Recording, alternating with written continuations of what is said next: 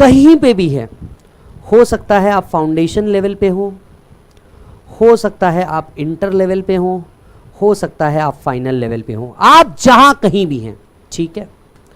अगर आपको कोई भी टॉपिक हार्ड लगता है या रैंक अचीव करने का सोच रहे हो, ध्यान से सुनना, कोई भी टॉपिक है जो आपको हार्ड लग रहा है या कोई भी टॉपिक है या ऐसा कोर्स है जिसको आपको रैंक अचीव करना है, there is one strategy, the strategy is called as 1-3-7-30 strategy।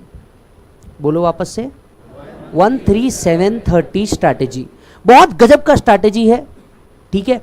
Rank लाने के लिए सबसे बेहतरीन स्ट्रैटेजी है। 1, on the day of learning, जिस दिन आपने कंसेप्ट को पढ़ा उसी दिन घर पे जाकर के सबसे पहले उस चीज को रिवाइज कर लो। 3, इसको हम कहते हैं R1, आज पढ़ा कल छोड़ देना। डे 3 के ऊपर उस कंसेप्ट को वापस रिवाइज करना। इससे आपको अचानक से क्या होगा, रिफ्रेश होगा जो मैंने पढ़ा है उसका। डे 7, इसको हम कहते हैं R2 का मतलब होता है कि अगले इन 7 दिन बाद, मतलब जिस दिन पढ़ाया वहां से एग्जैक्ट 7 दिन बाद आपको क्या करना चाहिए, इसे वापस से एक बार रिफ्रेश करना चाहिए, उठाना पढ़ना। ये वो स्टेज होगी जब आपको उस सब्जेक्ट के अंदर में इंटरेस्ट डेवलप होगा, क्योंकि अब आपने पहली बार नहीं उसको तीसरी बार पढ़ा। ये वो टाइम होगा जब आपको हो सकता है उसमें कोई क्वेरी अराइज हुई हो। ये वो टाइम हो सकता है जब आपको उसके अंदर में अगर ऐसा हुआ तो क्या और वैसा हुआ तो क्या के क्वेश्चन आए। डे 30, इसको हम कहते हैं R3, रिविजन आपका फाइनल। 30 दिन के बाद इसे सीधा आपने पढ़ना है बिफोर एग्जाम। बिफोर एग्जाम का जब आप अपना रिवीजन करते रहते हो तब। बट मैंडेटरीली 1-3-7-30 अगर आपने फॉलो कर लिया तो आप जीत जाएंगे और कंफर्म रैंक में आएंगे। अब आप ये पूछेंगे कि सर हमें कैसे पता कल क्या खाया था वो याद नहीं जीवन के अंदर में, आप बोल रहे 7 दिन पहले क्या पढ़ा वो याद रखो। इस चीज के लिए एवरीवन आपने सबसे पहले डे वाइज डायरी मेंटेन करनी चाहिए। आपको पता भी नहीं होगा बट एवरी रैंकर और max of them prepare a day wise diary. जो डेट लिखी हुई डायरी आती है ना, डेट लिखी हुई डायरी, क्या होगा जब आप भी डेट लिखी हुई डायरी को यूज करोगे। अब जैसे सपोज आज का डेट होगा for example 18th of July, आज का डेट होगा मान लो 18th ऑफ जुलाई, तो 18th ऑफ जुलाई को यहां पे 2 पार्ट आपने बनाने चाहिए। डन टू बी रिवाइज्ड, क्या करना चाहिए, done to be revised. Done में आपने यहां पे लिखना है अकाउंट्स में क्या हुआ, एक्स टॉपिक में क्या हुआ, वाई टॉपिक में क्या हुआ, जेड टॉपिक में क्या हुआ, यानी यहां पे किस टॉपिक में क्या हुआ आपको वो लिखने हैं। नंबर ऑफ क्वेश्चंस हुएंगे तो क्वेश्चंस के साथ साथ द कॉन्सेप्ट के साथ साथ क्वेश्चन नंबर 1, क्वेश्चन नंबर 2 और question number 1 to 80 whatever. To be revised हो सकता है इसके 3 दिन पहले या 7 दिन पहले कुछ आया होगा, तो टू बी रिवाइज्ड के अंदर में टॉपिक वाइज लिख करके आपको अगेन अकाउंट्स के अंदर में मुझे क्या रिवाइज करना है, इसमें 3 दिन पहले का है 7 दिन पहले का हो सकता है वो लिखना है, और उसके बाजू यहाँ पे R1 R2 या R3 जो भी आपका हुआ होगा वो लिखना है। बराबर है। जो डायरी आती है डे वाइज डायरी वो एक लेना और खुद के लिए लेने का, क्योंकि रैंक अचीव करने का है। क्या अचीव करने का है, रैंक। अब आज अगर ये पढ़ाया तो 21 जुलाई में आपके हिसाब से क्या आना चाहिए टू बी रिवाइज्ड के अंदर में। टू बी रिवाइज्ड के अंदर में तुरंत आप लोगों ने क्या करना चाहिए, लेट्स से अकाउंट्स अगर है तो टू बी रिवाइज्ड के अंदर में इसे डाल देना चाहिए।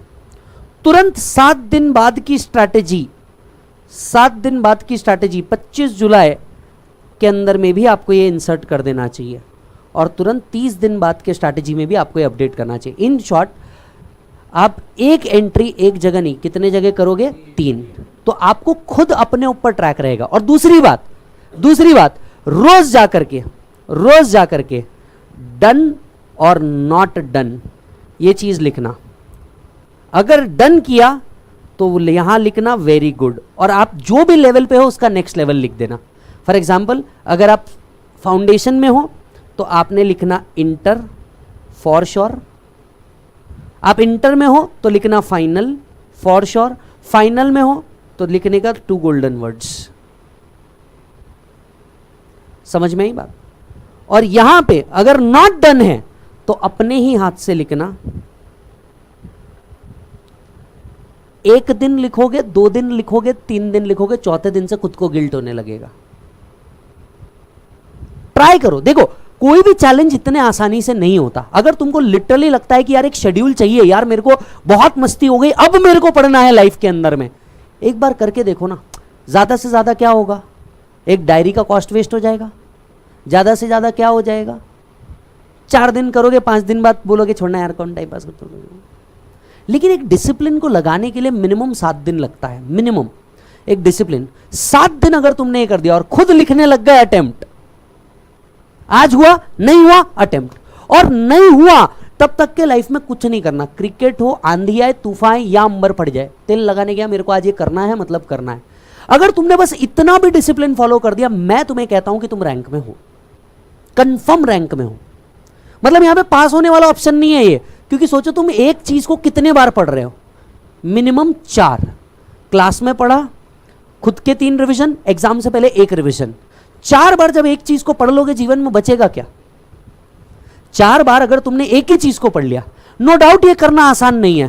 पहला दिन लगेगा क्या टाइम पास कर रहे हैं, दूसरे दिन लगेगा अबे क्यों ही ये करना है, तीसरे दिन लगेगा अरे यार साला 2 दिन का बाकी है, पहले वो कर लेता हूं।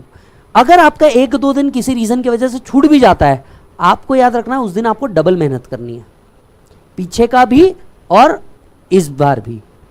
तुमने ईमानदारी से 7 दिन अगर नई मेहनत की और हर रोज लिखते गए ना attempt attempt attempt attempt attempt attempt, तो तुमको अटेम्प्ट से खुद ही डर लगेगा। झक मार के 7वें दिन बैठोगे, झक मार के 7वें दिन बैठोगे। You don't need any Vijay Sarda to tell you कि तेरी एक जिम्मेदारी है तेरे परिवार के प्रति, तू एक बहुत बड़ी कॉस्ट लगा करके आया है। You just need a discipline on your self, और वो इसी चीज से आ सकता है। You just need a discipline on your self, और वो इसी चीज से आ सकता है। Are you getting my point? लगता है वापस से लिख लो।